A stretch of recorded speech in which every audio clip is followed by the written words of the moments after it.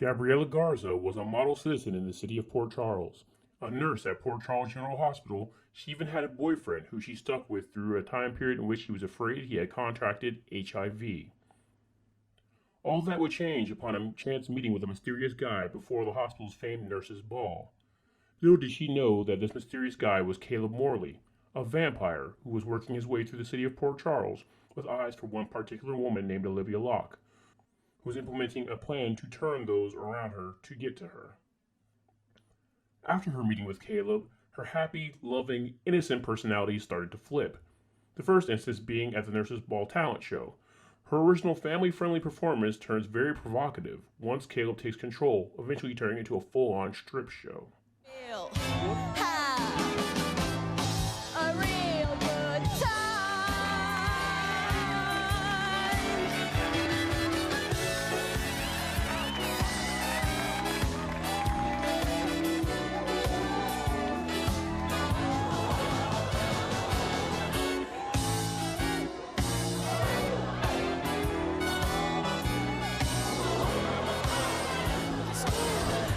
Once her and her boyfriend Joe get back to their apartment, she's in full-on sex kitten mode. Joe, who is officially HIV negative, is pretty thrown off by his girlfriend's new demeanor. When he talks about their previous plans to move away together, she turns very cold and declares she's not going and no longer wants him, because she's found someone else, though she doesn't know his name. This obviously devastates Joe, so he storms off. This is when we find out through flashbacks that the man was Caleb. These flashbacks also is the official point in which the show reveals that we're dealing with vampires.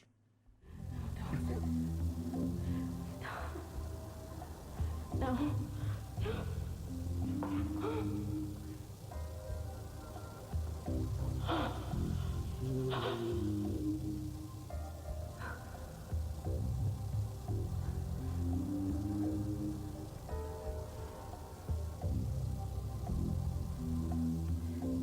Before Joe leaves town, he tries one more time to get Gabby back. She once again talks about how great this mystery guy is and how great he makes her feel. He obviously thinks it's weird she's saying she has all these feelings for a guy she's only met once and doesn't know the name of. He tries to plant a passionate kiss on her, and she pushes him away, scratching him in the process.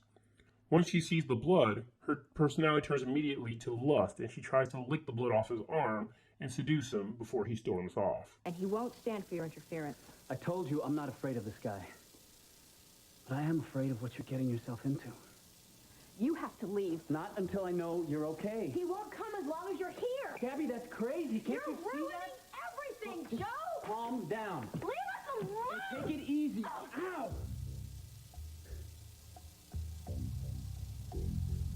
What's wrong with you? You're bleeding. I'll live. Here, let me make it better. Gabby, what the hell is wrong with you? I want you, Joe. You're seeing someone else, remember? Please don't go. No, I came here because I thought you needed help. Because I don't know, I didn't want to believe that you'd changed so completely, but you have. And I'm sorry, Gabby, I don't think you know what you need anymore.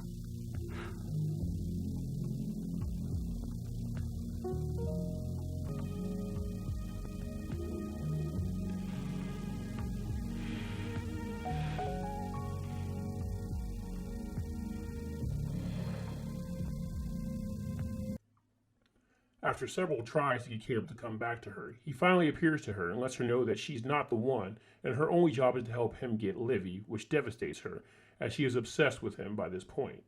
Also at this point, as we saw with Joe, she is a full-on vampire, so feeding is now a driving instinct for her, so she heads to a biker bar on a bad side of town for a quick snack. I have a little confession to make. I didn't really need any air. I just wanted to be alone with you. Sweet, you are one hot babe. I've never been with a girl like you before.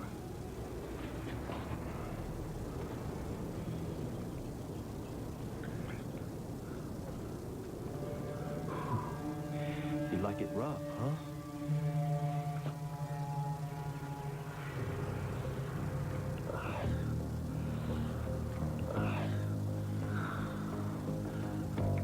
What'd you do to my neck? Just a little love bite. Something to remember me by. Come here, baby. No. I've had enough.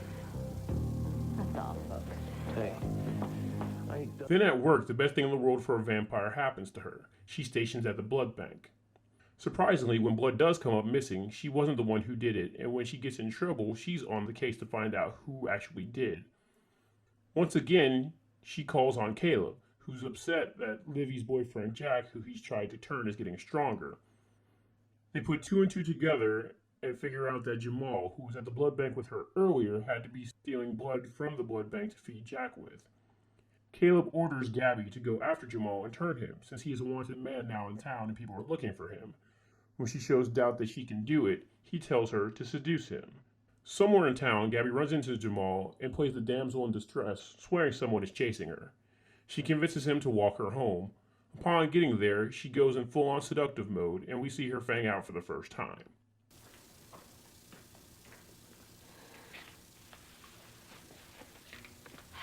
Oh, this is your lucky night, Jamal.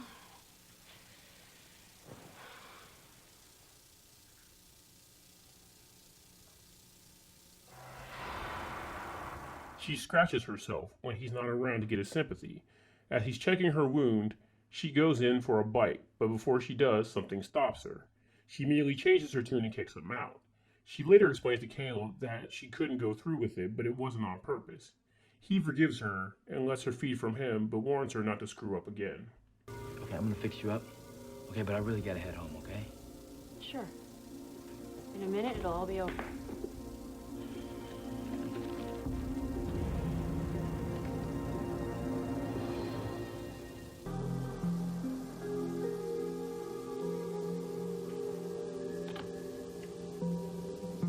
I'm almost done. You can say that again.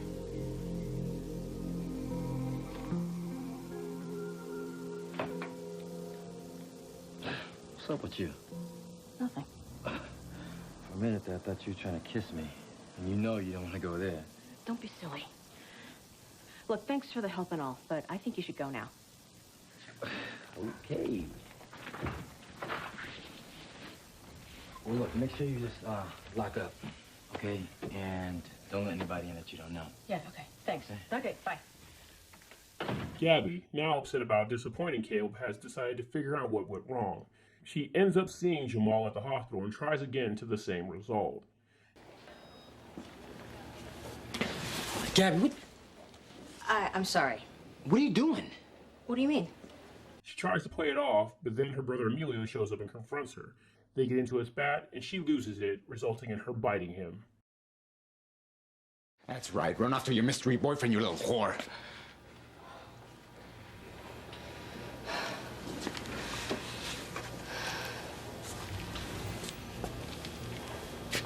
What did you say to me? That motorcycle girl from the auto bar was right. You become some sorry, sick piece. I hate you! Emilio, yeah, I just saw him go behind curtain number 2. Thanks, man. We just got a call. Help me! Jamal and his girlfriend Alison confront Gabby about what happened to Emilio. Once again, she tries to get close to Jamal, but Alison is there this time to block her. She once again snaps, and Jamal, who at this point already knows about the vampire situation, finally seems to be putting two and two together about what's going on. Speaking of putting two and two together, Gabby remembers that Caleb told her that she couldn't feed on relatives, and she had no issues biting Emilio, which means that shouldn't be possible. She confronted a very sedated Emilio, who tells her that she's adopted. Gabby now wants to find out who her real family is. Jamal and Alison go to Gabby again, who has a major tantrum and throws them out. This is the point where they finally figure out that Gabby's a vampire, even though it should have been obvious to at least Jamal at this point. And even knowing this information, Alison still wants to confront her. Gabby gets a phone call saying that her adoption papers are available for her to find out who her birth parents are. She storms off with Jamal and Alison following. Jamal follows Gabby into the adoption office and tells Alison to stay behind, even though Alison argues the entire time with him. Gabby is devastated to find out what she reads. She ends up storming off and runs into Alison in the lobby. Alison tries to play off why she's there, but Gabby fangs out at her. Just then, Jamal comes to the rescue, and Gabby then reveals that they're brother and sister. Oh.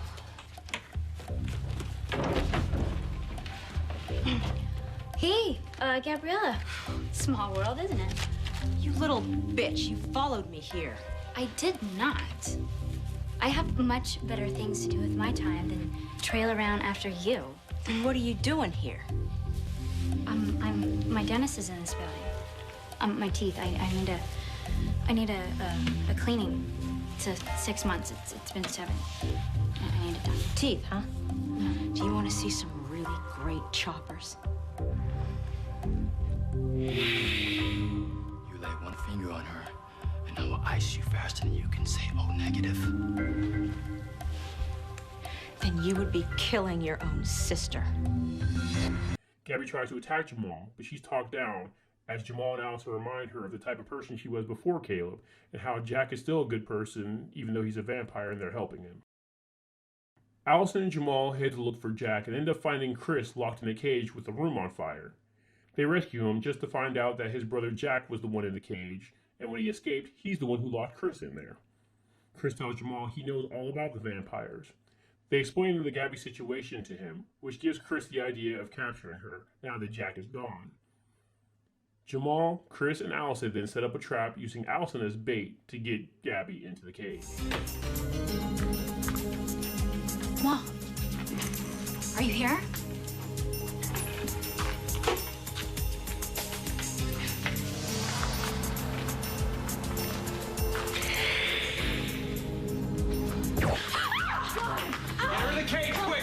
Open it. She's only stunned. Do you think this is gonna work? Lay off the voltage. Mom, hurry! Hurry! Oh my God. I'm not taking any chances. Well, nice work, partners. Not your posse, partner. Just trying to keep everybody safe. Let me out! You! How could you do this to me? The first thing Gabby tries to do to get out of the cage is try the damsel in distress routine. She explains how she's a victim of Caleb and she couldn't help any of the things he does. When that doesn't work, she goes for threats. This results in Jamal storming out and Chris coming in. When Chris comes in, her next route is seduction. When that doesn't work, she goes for his ego, again to no avail as he tells her he only sees her as a sexy science project. Speaking of love, not the brotherly kind. What about you, Chris? What about me? In the mood to bargain? Because I got an offer to put on the table. What kind of offer? What kind will it take? Eventually, Chris comes up with some sort of serum which he shoots her with, using a dart gun, which she has an adverse reaction to, resulting in Chris, Jamal, and Allison admitting her to the hospital. After being released, she's committed into an asylum. This ends up being the turning point that reveals that Caleb's twin brother, Father Michael, isn't who he says he is. Caleb and Michael are the same person. After everyone learns this major revelation, Jamal recruits Gabby to try to help them trap Caleb.